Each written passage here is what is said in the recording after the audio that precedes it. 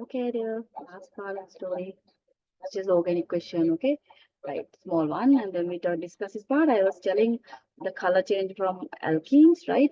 Alkene color change is actually like orange to, but orange to colorless here, right? Because bromine is orange, it is orange in color, but when it attaches to this one, there will be two bromine atoms. This one will be breaking in the middle, right? So it will be not there. Just going to erase it, right? And then you will have two bromine atoms attached to this one molecule. So it's going to be a dibromo compound, right? It's a dibromo compound. Now it loses the color, orange to colorless. Because orange color is actually bromine's alone color, the color of bromine. Uh-oh. Orange to colorless. Can't write it here. It's very fast. It takes long time to write with this when I'm using the laptop. Okay, right. The compound T can be oxidized to carboxylic acid, and then suggest a suitable oxidizing agent for this oxidizing agent. Every time they ask, now what is it? You can say potassium permanganate. Dance with this. They're always asking the same thing. See that? Can you see the similarity now?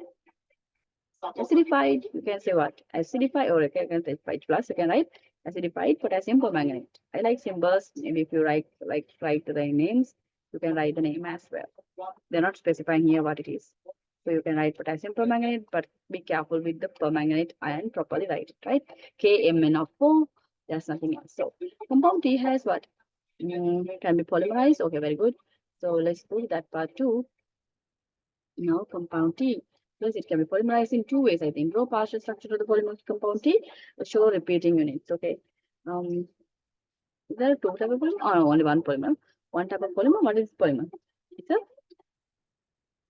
okay, I have to say this part. So right here, make it smaller here because then it will be visible. Okay, fine. So the molecule is like this, right? And we have to focus on this double bond and draw the part structure, partial structure. And the take that over.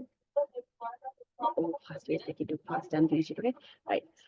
They must have drawn it. Take the double bond to the middle and where's that? Have they drawn it? Yeah, they have drawn it.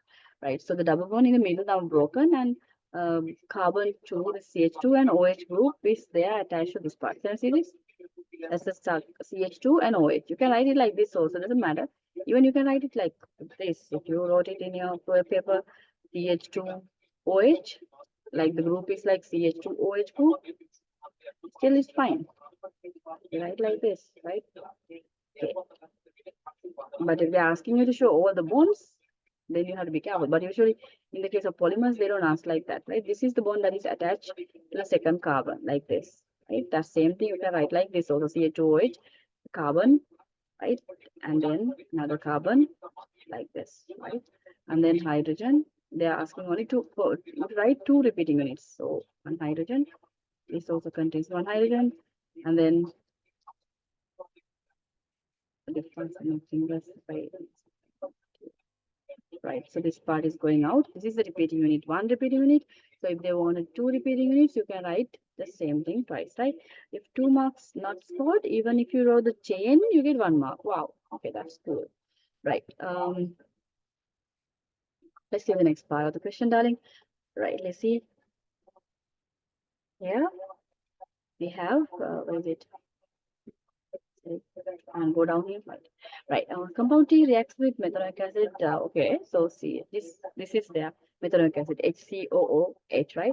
To form an ester. Complete the structure of this ester to show all the atoms and all the bonds. Okay, now just show the ester. We have the alcohol group now, and they have shown the part of the alcohol gone. Which part has gone? The OH has gone. You see here, that was OH, right? Can we just remove the whole OH from that? No, right? But they have just kept that part from you for you to draw the rest. So what should be connecting here?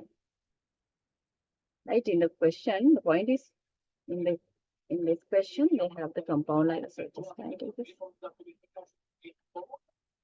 Okay, you see the compound? It's CH2OH group remaining here. That one is the one that's going to react with the carboxylic acid, right? So what happens is they have given a structure partially. So you're like, to confuse you, the part is going to connect from here. So of course, if it is an ester making one, you know, acids and alcohol means they are going to make the ester, right? So here they have mentioned ester also. So this should be O, right? O should be remaining from the alcohol. Remember that? And then the other hydrogen has gone. The hydrogen has been gone. This hydrogen which is available should have gone now, right? Now that's why we are erasing it, okay? Okay, I'll draw it and erase it to show that alcohol went. And the bond should be connected with what? The methanoic acid. Now, methanoic acid, which part is remaining? Methanoic acid, this hydrogen, or which part goes here? This OH goes, right? Completely. This part goes. Why? That's methanoic acid's OH group. So we can put it as this one, carbon. Double bond you can show even. The double bond is still remaining, right? That's this oxygen, and then we have one hydrogen on the other side of the carboxylic acid, because this carboxylic acid is methanoic acid.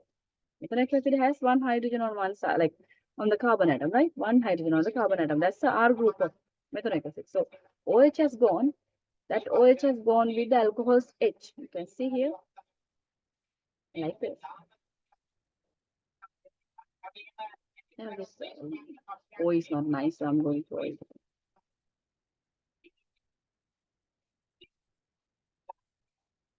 Okay, right? So that's the ester.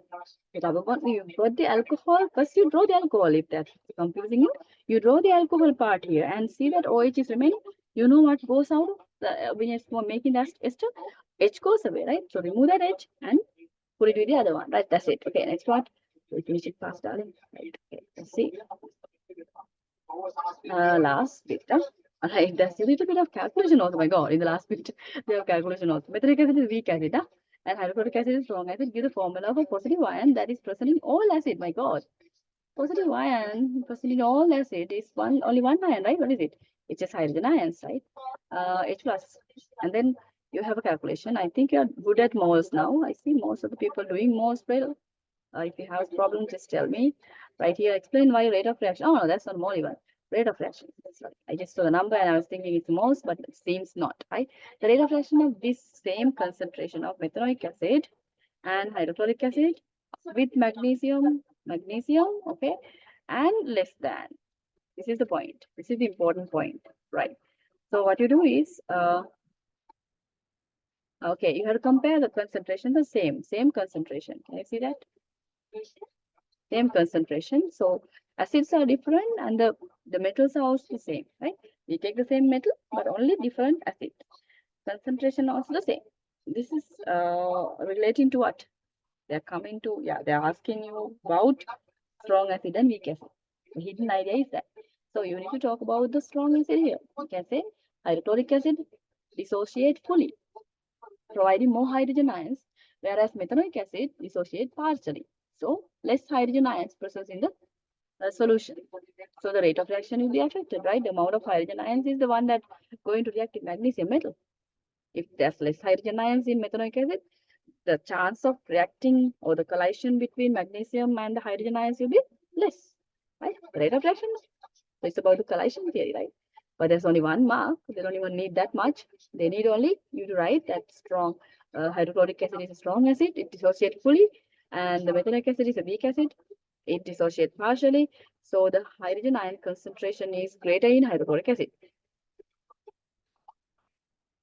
Let's see what they want in one marker. Okay, they wanted this one. Methanoic acid has a lower concentration of hydrogen ions. Yeah, hydrochloric acid has higher concentration of hydrogen ions. Yeah, okay. They didn't even want that idea of like weak acid and it dissociate fully. But if you being more specific, it's good. No, it's good for you, right? To be more specific, try to full answer construct the equation for the reaction of methanoic acid and magnesium. I didn't see any ionic equation in this paper. I think. Did you see any ionic equation? I can't remember, children. Right, methanoic acid and magnesium. Oh, construct the equation. The methanoic acid is the problematic one, right? Isn't it? Magnesium again, huh? They are giving all the time magnesium and methanoic acid this time. Good one. Let's go to this and see. Directly, the reaction itself they ask. So here magnesium atom is again breakage. Right. And we have magnesium atoms here, magnesium atom, And then we have the what methanoic acid, HCOOH, right? The 2 came actually because of the balance. And you know that this HCOOH has this hydrogen ion. That hydrogen ion is the one that is going to go. So it will be HCO minus, right? The anion you have to identify. The anion is what? HCO O minus, right? Because that hydrogen has gone out. This hydrogen goes away. This is the one that goes away. Remember that point, right? That's the hydrogen that acts like the acid. So it goes away. Then you write this as minus ion, right? First identify the charge. So the particle like that, right? When you identify the particle like that, you can crisscross and write it. Crisscross with magnesium. Magnesium is a 2 plus ion, you know. Magnesium is a 2 plus ion.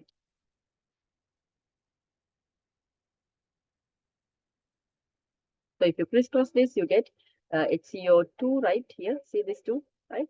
And magnesium, and then you get hydrogen. Now, after writing the reaction like this, the compound correct, you know that there's a problem with our balancing thing. Why is it? The balance, you had a balance here. There should be 2 of these groups, right? This methanoid group, there are 2 methanoid groups. That means this 2 methanoid group came from where? You had to put 2 in front of this to balance it, right? And in case of like a problem, I have told you to do what? Write the reaction with HCl if you want, right? With magnesium and HCl and see the valence number. It will be the similar. Okay, right.